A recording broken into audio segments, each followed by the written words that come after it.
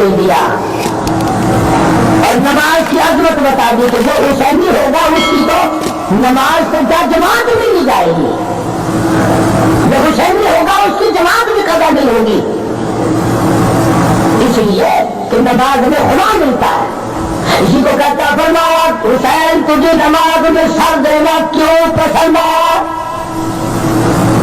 گھوڑے کے شہید کیوں نہ ہوئے، دوڑتے ہوئے شہید کیوں نہ ہوئے، مستورات کے پاس کھڑے ہوئے شہید کیوں نہ ہوئے، سیدہ زینب کے پاس کھڑے کھڑے شہید کیوں نہ ہوئے، شہر بہنوں کے پاس کھڑے ہوئے کیوں نہ شہید ہوئے، اپنی بچی کے پاس کھڑے ہوئے کیوں نہ شہید ہوئے، علی اصغر کو گود میں لیے ہوئے کیوں نہ شہید ہوئے، علی اکبر کو گود میں لیے کیوں نہ شہید ہوئے، حسین تیری اداؤں میں کالی کمری والے کی ادائیں ہیں، تجھے کیسے پسند آیا کہ سر میرا در تیرا،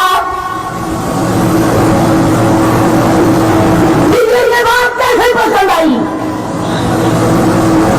اسی لیے کہتا ہے اس لیے پسند آ گئی کہ دید کی گر تلاش ہے، سر کو جھکا نماز میں، دیدہ دل کو کھول کر لطف اٹھا نماز میں، شیر خدا کے نام میں ایسی پڑھی ہے کیا نماز، اس کی نماز دیکھی ہے، اس کی نماز دیکھی ہے، کوئی پڑھے گا کیا نماز، خنجر ظلم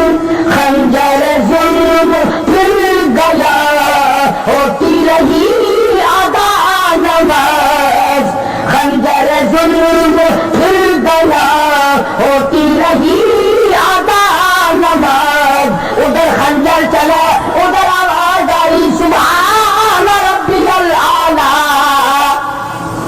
اور ہمارا پاک ذات تیری برتر تو ہے، بزرگ تو ہے، رب تو ہے، سارے جان کا مولا تو ہے، پر دیکھ لے میری ساتھ کیا بن رہی ہے،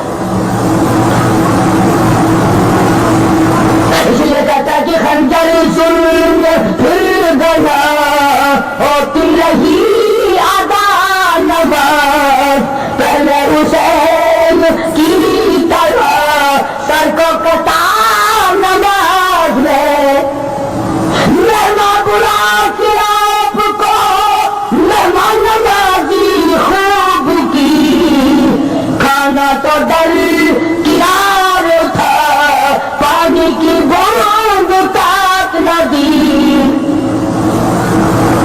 بولیے پھرتی خطوں کی، آؤ آپ سے بڑا اس دنیا میں اللہ والا کوئی نہیں، تو فاطمۃ الزہرا کا لفظ جگر ہے، تو شیر خدا کا نور نظر ہے، آپ نواز رسول ہے، جگر گوشہ بطول ہے، تشریف لاؤ، ہم آپ کے پیچھے جان مال سب کچھ لگا دیں گے، ہم تمہارا ساتھ دیں گے، تمہیں ایمان بنائیں گے، سب کچھ کیا، اور کھانے کی تو کون پوچھتا، پانی کی بوند لگی، اور کہتا ظلم و ستم کو دیکھی ہے، پھر دی حلق پر چھری، عاشق کی بلا کا سر کٹ گیا نماز میں، حسین کامیاب ہو گیا امتحان میں، پورا نمبر لے گیا بلکہ نام لے گیا، مولا نے خاندان مانگا خاندان دے دیا، سر مانگا سر دے دیا، نماز میں مانگا نماز میں دے دیا، سجدے میں مانگا سجدے میں دے دیا، حسین کامیاب ہو گیا۔ اب جن لوگوں نے یہ ساری کارروائی کی، جن لوگوں نے خاندان نبوت پہ ظلم ڈھائے، چھرے چلائے، خنجر چلائے، تیر چلائے، تلواریں چلائیں، وہی لوگ اب اس اجڑے ہوئے خاندان کے خواتین کو لے کر کوفے کے بازاروں میں جلوس لے کے نکلتے ہیں، وہی لوگ ہائے ہائے کرتے نکلے اپنا ظلم چھپانے کے لیے، اپنا عار چھپانے کے لیے، تمام دنیا کی کتابوں میں موجود ہے، سب سے پہلے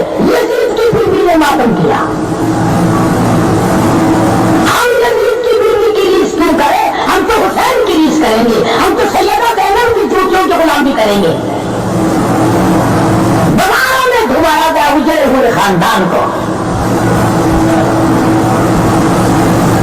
ان کی حوث نہ بجھی، ان کی آگ نہ بجھی، اور لوگوں نے اس کو اکرام بنا لیا۔ جرت والا خاندان، بہادری والا خاندان کسی کے سامنے کیسے جھک جاتا، کون چپ کرتا؟ تو کمینا گورنر عبید اللہ بن زیاد جمعے میں کھڑا ہوا، ہمیں فتح ہوئی، حسین کو شکست ہوئی، اندازہ لگاؤ پہلے کونے سے ایک نبی کا بول اٹھا، ایک محتاج بول اٹھا، ایک غریب بول اٹھا، اور یہ نہیں کہا کہ خاموش، اور کہنے لگا کبیری کی اولاد، سبحان اللہ، ایسی گاڑی کی سے یاد رکھے گا۔ حالانکہ وہ گورنر ہے، یہ محتاج ہے، یہ معذور ہے، یہ غریب ہے، انعام والے آگے بیٹھے ہیں، غریب پیچھے بیٹھا ہے، کہنے لگا کبیری کی اولاد، خبردار بکواس نہ کر، پیغمبر کے نواسے کو نہ بھونک۔ اتنی تو کر سکتا تھا نا، وہ اتنا ہی کر سکتا تھا، اتنا ہی کر دیا۔ تو تمہارا کیا حال ہے؟ اگر تانگے والے کا، کار والے کا ایکسیڈنٹ ہو جائے، جو آئے گا کار والے کا احمدی ہے، دیکھو بھیا دیکھو بھی تانگے والے کی غلطی ہے جی، چاہے وہاں تھا بھی نہیں، آیا بھی پیچھے سے ہے، پوچھتا بھی نہیں ہوا کیا ہے، اور تم نے تکڑے کا ساتھ لینا ہے، کار والے کا اس میں کیا گناہ ہے، کار والے کی اس میں کیا خطا ہے؟ تانگے والے کو دیکھو، ریل والے کا گناہ نکال لیں گے، سائیکل والے کا گناہ نکال لیں گے بغیر پوچھے، اس لیے کہ ذہن بن گیا ظلم کا ساتھ دینے کا، ظالم کا ساتھ دینے کا ذہن بن گیا۔ آج لوگ کتنے بڑے بڑے ظلم کرتے ہیں، کوئی پوچھتا ہے؟ نہ کوئی پوچھ ہے، نہ کوئی گچ ہے، نہ کوئی طریقہ ہے، نہ کوئی بات ہے، کوئی بھی بات نہیں کرتا۔ اور یہ تو خاندانی نبوت تھا، اس میں تو وہ لوگ تھے جن کو پیغمبر نے اپنی گود میں کھلایا۔ اس وقت میں لوگوں کے تیر اس جوان کو لگے جو پیغمبر کے کندھوں پہ سوار ہو کر نبی کی زلفوں کو پکڑ کے چلتا تھا۔ مانو قصور اپنا بہت بڑا ظلم ہوگا، اور پھر بھی داد نہ آئے۔ کتابوں میں لکھا ہے کہ امام زین العابدین رضی اللہ تعالیٰ عنہ حسین کا لقب جگر ہے، یزید نے پوچھ لیا کہ کشتی کرے گا؟ حدیث کی بات تو نہیں، تاریخ کی کتاب میں ہے کہ کشتی کرے گا۔ یزید کے بیٹے سے لڑنے کے لیے امام زین العابدین تیار ہو گئے، کہاں کرے گا؟ بالکل تیار ہوں، لا اپنے بیٹے کو۔ پھر وہ ہنس کے کہنے لگا دیکھا یہ نہیں کسی سے لڑا کرتے، اور ڈرے کیوں؟ اور ایک بات میں آپ کو اور آپ تمہارا ذہن صاف کر دوں، کئی لوگوں کے دماغ میں یہ ہے کہ جی کتنا بڑا بھی گناہ کرو توبہ کرنے سے معاف ہو جاتا ہے، کتنا بڑا بھی ظلم کرو توبہ کا دروازہ کھلا ہے۔ مفتی محمد شفیع صاحب رحمۃ اللہ علیہ کراچی والے اپنی کتاب میں لکھتے ہیں کہ جب بھی یزید نے یہ سوچ کر صلاۃ التسبیح کی نیت مانگی کہ میرا گناہ معاف ہو جائے، سجدہ نہیں کر سکتا تھا، درد اتنا ہوتا تھا کہ سجدے سے پہلے نماز چھوڑ دیتا تھا۔ اور ایک ایک کتے کی موت مرا ہے، ایک ایک جو بھی نواز رسول کو ستانے میں مارنے میں شامل تھے، سارے کے سارے کتے کی موت مرے ہیں۔ اور پھر اندازہ لگاؤ کہ یہ لٹا پٹا خاندان جب مدینے میں واپس آیا ہوگا تو کیا بنی ہوگی؟ نہ ہمیں ان سے محبت ہے، نہ ان کے دکھ کو ہم لوگ سمجھ سکتے ہیں۔ وہی لوگ جانتے تھے جنہوں نے وقت پہ اس عذاب اور مصیبت کو اٹھایا، تکلیف کی۔ سیدہ زینب رضی اللہ تعالیٰ عنہا مدینے پاک میں آئی، اسی دن اللہ کے دروازے پہ گئی، کالی کملی والے کے روزہ اقدس میں جا کے زینب کہتی ہے او میری نانا کتنا کچھ لے کے گئی تھی، خالی واپس آئی ہوں، سب کچھ لوٹائی، بھائی نہیں، بھتیجے نہیں، بیٹے نہیں، باپ کے نہیں،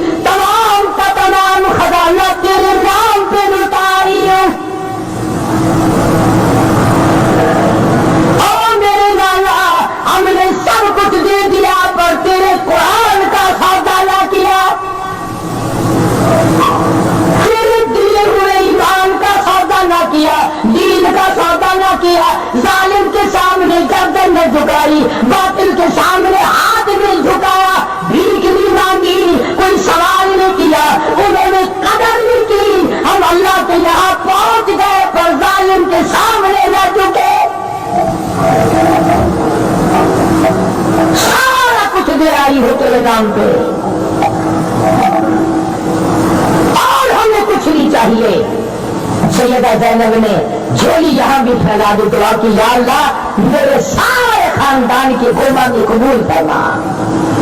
ہاں تو تمہیں تو یہ فکر بھی نہیں ہوتا کہ جو نیکی کی اللہ کی قبول ہونی چاہیے۔ زینب نے رو کے دعا کی، نانا کے دروازے پہ کھڑی ہو کر، مولا میں دے تو سب کچھ آئی ہوں پر تیرے یہاں منظور ہو جائے۔ اسی لیے عرض کیا قرآن کہتا والذین آمنوا باللہ ورسولہ، جن لوگوں کا اللہ اور اس کے رسول پر ایمان ہے، اولئک هم الصدیقون، یہی صدیق ہے، وہ شہداء یہی شہید ہیں۔ اب کہتا لہم عند ربہم لہم اجرہم و نورہم، اللہ کہتا میرے پاس ان کے لیے بڑے اجر ہے، بڑا نور ہے، بڑا نور ہے۔ اور فرمایا والذین، میری جماعت ختم کر دی، میں اکیلا نماز پڑھوں گا، آخری وقت ہے، اثر کا وقت قریب ہے۔ مولا میں نے تو مدینے میں سفر میں حضر میں کبھی بھی میں نے جماعت کی نماز نہ چھوڑی، میری جماعت ختم ہو گئی، تکبیر کہنے والا کوئی نہیں، اذان دینے والا کوئی نہیں، میرے پیچھے کھڑا ہونے والا کوئی نہیں، میری جماعت ختم کر دی۔ مولا جن لوگوں نے میرا اتنا بڑا شوق ختم کیا، میرا احساس ختم کیا، یہ بھی قبول کر لے میرے ظالموں کو، جنہوں نے میرے معصوموں کو بھی سلا دیا، ان کو قیامت تک جماعت کی نماز نہ ملے۔ اب خیال کر لو وہ کون لوگ ہیں جن کو جماعت کی نماز نہیں ملتی۔ اور اگر آپ کی توجہ ہے تو حسین نے کچھ اور بھی مانگا ہے رضی اللہ تعالیٰ عنہ، دعا مانگنا بھی نانے سے سیکھا ہے۔ ہر وقت جو دعائیں ہوتی تھی امت کے لیے، خدا کی قسم یہ اس کالے کملے والے کا نواسا ہے۔ جناب عائشہ صدیقہ رضی اللہ تعالیٰ عنہ فرماتی ہے آخری وقت میں آواز بالکل پست ہو گئی، آواز ختم ہو گئی، سانس ختم ہوتا تھا، معمول لب حرکت کرتے تھے امام الانبیاء شہنشاہ کائنات کے۔ جناب عائشہ رضی اللہ تعالیٰ عنہ فرماتی ہے میں نے بالکل کان لگا دیا، آخری وقت میں میری محبوب کی کیا آواز ہے، ادھر دم ختم ہو رہا تھا، سانس ختم ہو رہے تھے، معمولی لب حرکت کرتے تھے، آواز آتی تھی ربی حبلی امتی، مولا میری امت کو معاف کر دے، یا اللہ میری امت کو معاف کر دے۔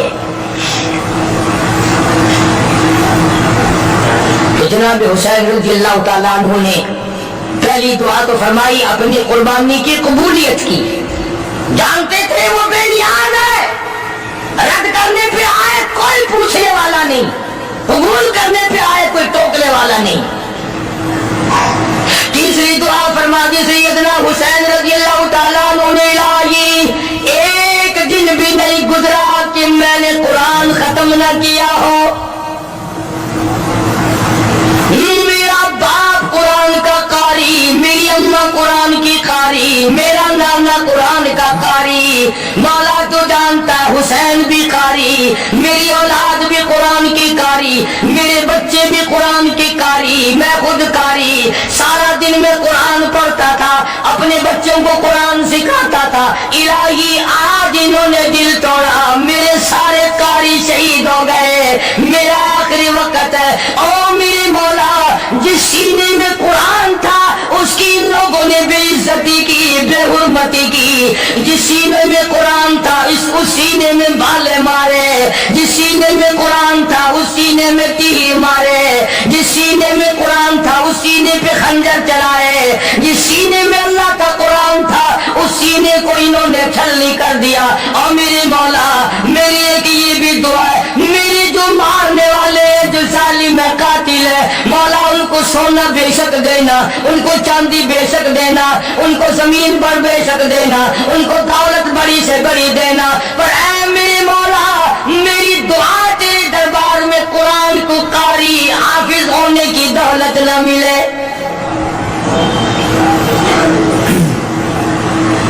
قرآن یاد نہ ہو، انہوں نے قرآن کی بے ادبی کی ہے، قرآن کی توہین کی ہے، قرآن کریم کی عظمت کو انہوں نے برقرار نہیں رکھا. ان سینوں کو پیاسا مارا ہے جن سینوں میں خدا کا قرآن تھا, اور قرآن بھی حضور صلی اللہ علیہ وسلم نے سکھایا تھا. کیا عجیب دعائیں مانگی ہیں نواسہ رسول جگر گوشہ بطول نے. امام حسین رضی اللہ تعالیٰ عنہ نے دکھے ہوئے دل سے دعائیں مانگی, اور اس کے بعد پھر نماز کا پروگرام بنا لیا. اندازہ لگاؤ ایسے وقت میں نماز.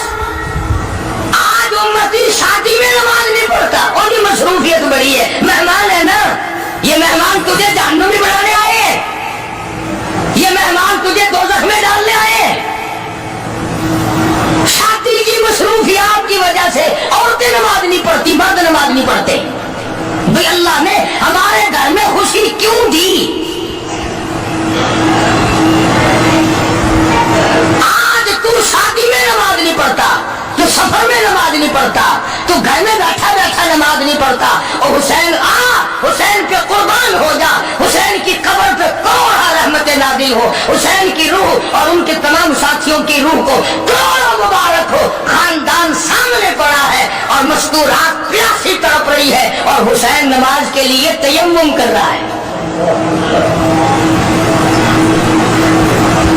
کمال ہے لوگوں کی. آج اچھے والے حاجی نماز نہیں پڑھتے, مولوی نماز نہیں پڑھتے, اب تو بیڑا غرق ہو گیا. قرآن جن کو آتا ہے وہ نماز نہیں پڑھتے, تو خدا کا قہر نہیں تو اور کیا ہے. حسین رضی اللہ تعالیٰ عنہ کے بدن کے اوپر 80 کے قریب زخم ہے. سورج کی طرف حسین دیکھتا ہے. عصر کی نماز کو دیر ہو رہی ہے.